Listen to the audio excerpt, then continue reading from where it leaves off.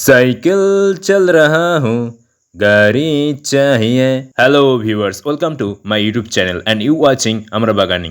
চলো শুরু করা যাক। যেমনটা তুমি দেখলে সকাল সকাল বাবার সঙ্গে কলা বাগানে সার দিতে চলে এসেছি। যেহেতু বাবার বয়স হচ্ছে, বাবা একা একা পেরেও ওঠে না, তো সার হিসেবে আছে ফসফেট, পটাশ আর কিছু অনুখাদ্য।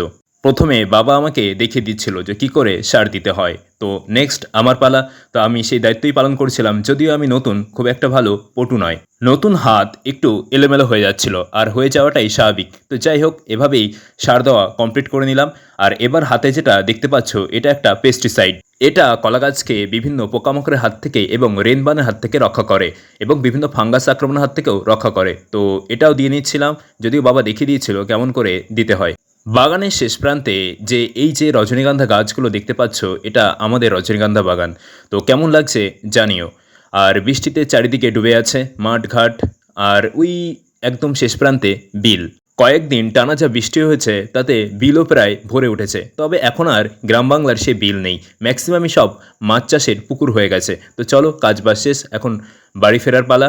মাঠের এ প্রান্তের জমিগুলো একটু উঁচু, তাই এ প্রান্ত থেকে জল নেমে বিলের দিকে চলে যায়। সো থ্যাংক ইউ দেখার জন্য। আর আমার কন্টেন্টের ভিডিওগুলো ভালো লাগলে সবাই সাবস্ক্রাইব করে সঙ্গে থেকো। যারা নতুন সাবস্ক্রাইব করছো তাদেরকে অসংখ্য ধন্যবাদ। সো থ্যাংক ইউ দেখার জন্য। টাটা।